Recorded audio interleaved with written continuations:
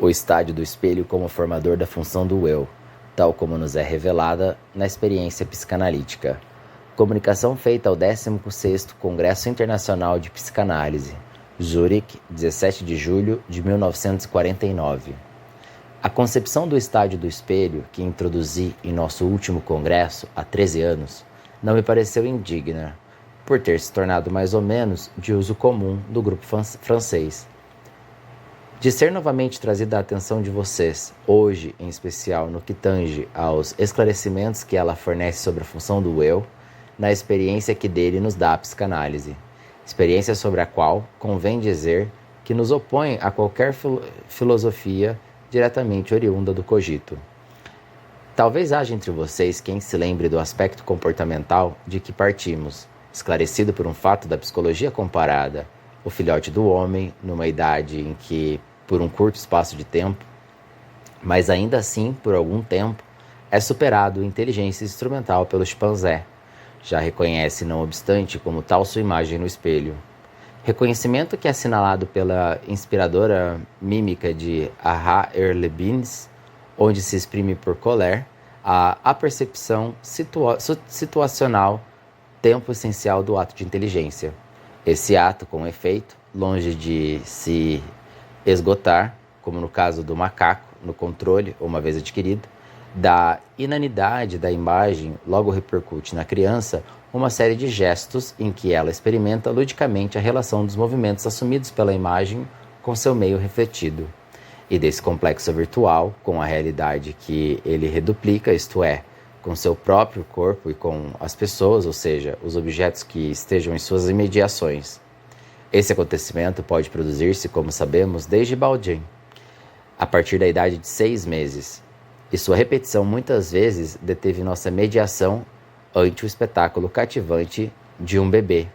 que, diante do espelho, ainda sem ter o controle da marcha ou sequer da postura ereta, mas totalmente estreitado por algum suporte humano ou artificial, o que chamamos na França um trotte-bébé, um andador, supera, numa azáfama jubilatória, os entraves desse apoio, para sustentar sua postura numa posição mais ou menos inclinada e resgatar para fixá-lo um aspecto instantâneo da imagem. Essa atividade conserva para nós, até os 18 meses de idade, o sentido que lhe conferimos, o que não é menos revelador de um dinamismo libidinal, até então problemático, de que uma estrutura ontológica do mundo humano que se insere em nossas reflexões sobre o conhecimento paranoico. Basta compreender o estádio do espelho como uma identificação, no sentido pleno que a análise atribui a esse termo, ou seja, a transformação produzida no sujeito quando ele assume uma imagem cuja predestinação, para esse efeito de fase, é suficientemente indicada pelo uso na teoria do antigo termo imago. A assunção jubilatória de sua imagem especular, por esse ser ainda mergulhado na impotência motora e na dependência da amamentação que é o filhote do homem nesse estágio de infância,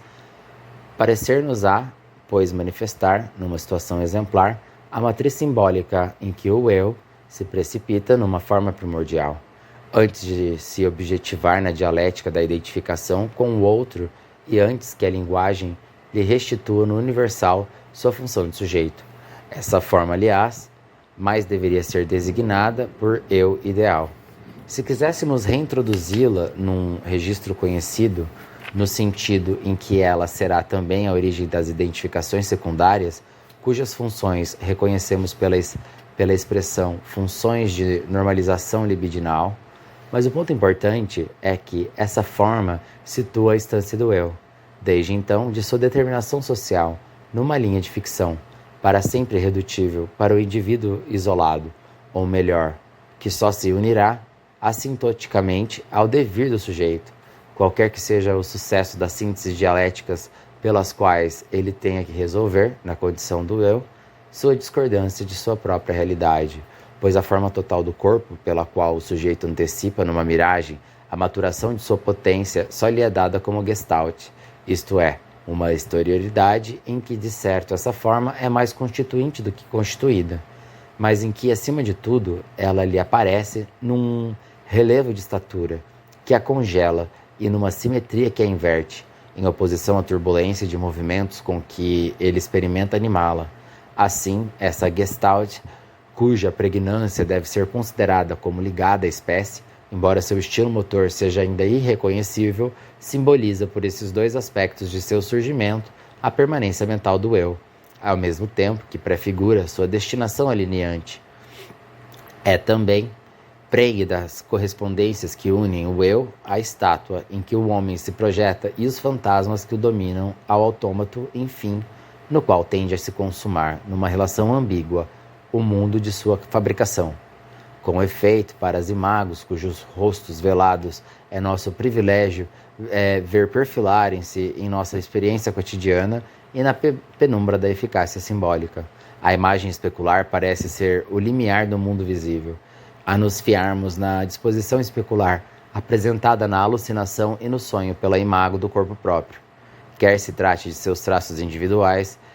quer de suas faltas de firmeza ou suas projeções objetais, ou observamos o papel do aparelho especular nas aparições do duplo em que se manifestam realidades psíquicas de outro modo heterogêneas.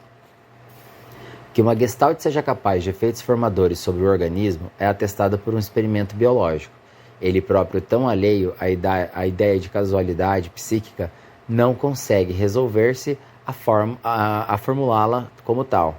Nem por isso ele deixa de reconhecer que a maturação da gônada na pomba tem como condição necessária a visão de uma congênere, não importa de qual sexo, e uma condição tão suficiente que seu efeito é obtido pela simples colocação do indivíduo ao alcance do campo de reflexão de um espelho. Do mesmo modo, no gafanhoto migratório, a transição da forma solitária para a forma gregária numa linhagem é obtida ao se expor ao indivíduo. Numa certa etapa, a ação exclusivamente visual de uma imagem similar, desde que ela seja animada por movimentos de um estilo suficientemente próximo dos que são próprios à sua espécie. São fatos que se inscrevem numa ordem de identificação homeomórfica, que seria abarcado pela questão do sentido da beleza como formadora e como erógena. Mas os fatos do mimetismo, concebidos como sendo de identificação heteromórfica, não são de menor interesse, na medida em que levantam o problema da significação do espaço para o organismo vivo, não parecendo os conceitos psicológicos mais impróprios para lhes trazer algum esclarecimento do que os ridículos esforços empreendidos com vistas a reduzi-los à pretensa lei suprema da adaptação. Basta lembrarmos os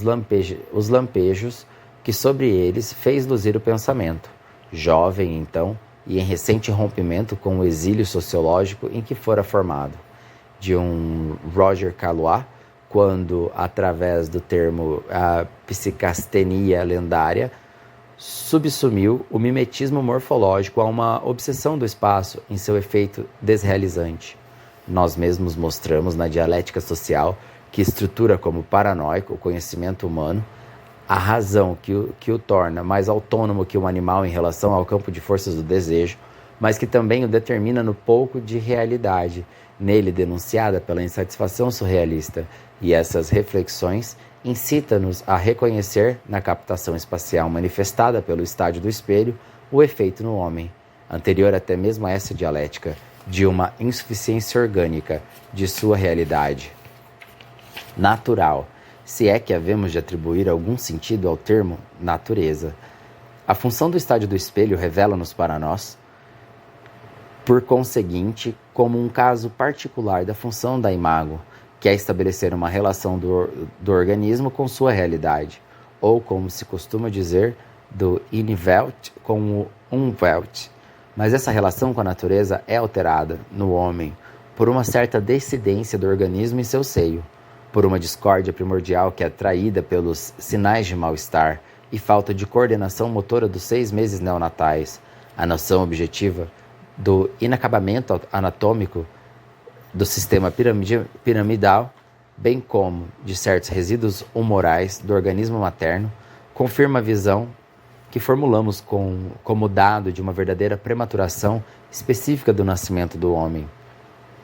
Observa-se de passagem que esse dado é reconhecido como tal pelos embriologistas através do tema fetalização, para determinar a prevalência dos chamados aparelhos superiores do neuroeixo e em especial desse córtex que as intervenções psicocirúrgicas nos levarão a conceber como o espelho intra-orgânico, esse desenvolvimento é vivido como uma dialética temporal que projeta decisivamente na história a formação do indivíduo. O estádio do espelho é um drama cujo impulso interno precipita-se da insuficiência para a antecipação e que fabrica para o sujeito, apanhado no engodo da identificação espacial, as fantasias que se sucedem desde uma imagem despedaçada do corpo até uma forma de sua totalidade que chamaremos de ortopédica,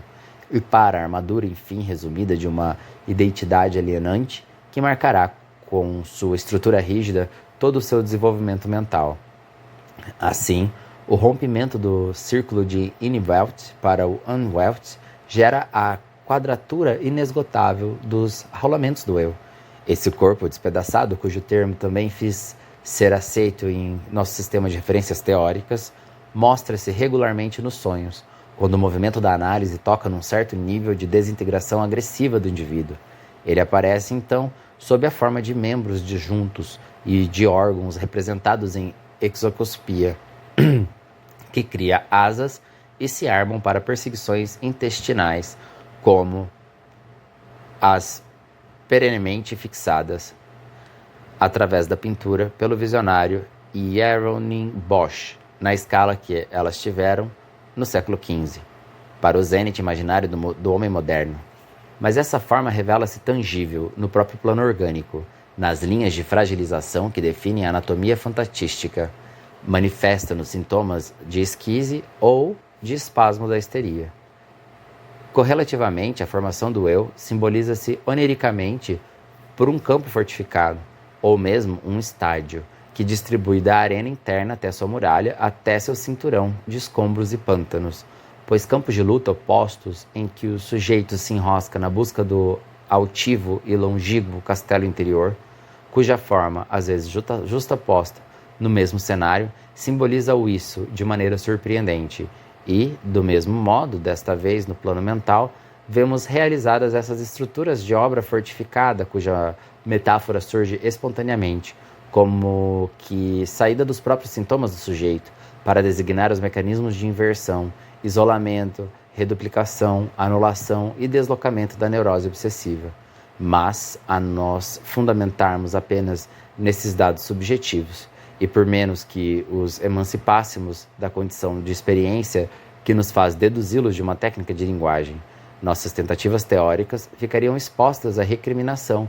de se projetarem no impensável de um sujeito absoluto. Eis porque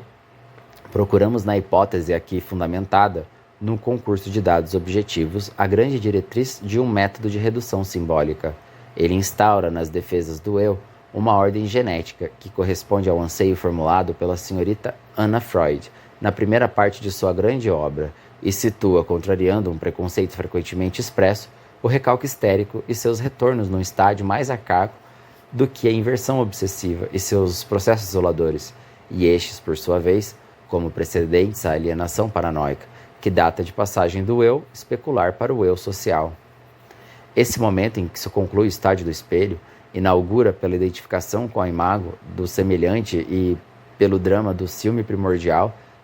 tão bem ressaltado pela escola de Charlotte Buller nos fenômenos de transitivo infantil, a dialética que desde então liga o eu a situações socialmente elaboradas. É esse momento que decisivamente faz todo o saber humano bascular para a meditação pelo desejo do outro, constituir seus objetos numa equivalência abstrata pela concorrência de outrem, e que faz do eu esse aparelho para o qual qualquer impulso dos instintos será um perigo, ainda que a corresponda a uma maturação natural, passando desde então a própria normalização dessa maturação a depender no homem de uma intermediação cultural, tal como se vê no que tange ao objeto sexual, no complexo de Édipo, o termo narcisismo primário, pelo qual a doutrina designa o investimento libidinal próprio desse homem, desse momento, revela em seus inventores a luz de nossa concepção, o mais profundo sentimento das latências da semântica. Mas a doutrina esclarece também a oposição dinâmica que eles procuram definir entre essa libido e a libido sexual, quando evocaram instintos de destruição ou até mesmo de morte, para explicar a evidente relação da libido narcísica com a função alienante do eu, com a agressividade que dela se destaca em qualquer relação com o outro, nem que seja a da mais samaritana ajuda. É que eles tocaram nessa negatividade existencial, cuja realidade é tão vivamente promovida pela filosofia contemporânea do ser e do nada, mas essa filosofia, infelizmente, só a capta dentro dos limites de uma self-suficiência da consciência, que, por estar inscrita em suas premissas, encadeia nos desconhecimentos constitutivos do eu a ilusão de autonomia em que se fia, brincadeira espirituosa que, por se nutrir singularmente de empréstimos retirados da experiência analítica, culmina na pretensão de garantir uma psicanálise existencial. Ao cabo do projeto histórico de uma sociedade de não mais reconhecer em si outra função que não a utilitária e na angústia do indivíduo diante da forma concentracionista do vínculo social, cujo surgimento parece recompensar esse esforço, o existencialismo julga-se pelas justificativas que dá os impasses subjetivos que, a rigor, resultam dele. Uma liberdade que nunca se afirma tão autêntica quanto dentro dos muros de uma prisão. Uma exigência de engajamento em que se exprime a impotência da consciência, pura de superar qualquer situação. Uma idealização voyeurista sádica da relação sexual. Uma personalidade que só se realiza no suicídio. E uma consciência do outro que só se satisfaz pelo assassinato hegeliano. A essas preposições opõe-se toda a nossa experiência, na medida em que ela nos dissuade de conceber o eu como centrado no sistema percepção-consciência, como organizado pelo princípio de realidade, no qual se formula o preconceito cientificista, mais contrário à dialética do conhecimento, e nos indica que partamos da função de desconhecimento que o caracteriza em todas as suas estruturas, tão vigorosamente articuladas pela senhorita Anna Freud, pois se ver nunca representa sua forma latentes, em sua grande maioria permanecerão seus efeitos, enquanto não forem esclarecidos por alguma luz refletida sobre o plano da fatalidade em que se manifesta isso. Assim se compreende a inércia própria das formações do eu, onde poderemos ver a definição mais abrangente da neurose, ver como a captação do sujeito pela situação dá a fórmula mais geral da loucura, tanto da que jaz entre os muros dos hospícios, quanto da que endurece a terra com seu barulho e seu furor. Os sofrimentos da neurose e da psicose são, para nós, a escola das paixões da alma, assim como o fiel da balança psicanalítica. Quando calculamos a inclinação de sua ameaça em comunidades inteiras, dá-nos o índice do amortecimento das paixões da polis, nesse ponto de junção da natureza com a cultura, que a antropologia de nossa época prescruta obstinadamente apenas a psicanálise, reconhece esse nó de servidão imaginária que o amor sempre tende a redesfazer ou deslindar. Para tal tarefa, não há no sentido altruísta nenhuma promessa para nós, que expomos à luz a agressividade subjacente à ação de filântropo, do idealista, do pedagogo ou do reformador. No recurso que preservamos do sujeito ao sujeito, a psicanálise pode acompanhar o paciente até o limite estático do tu existo, em que se revela para ele a cifra de seu destino moral, mas não está só em nosso poder de praticantes levá-lo a esse momento em que começa a verdadeira viagem.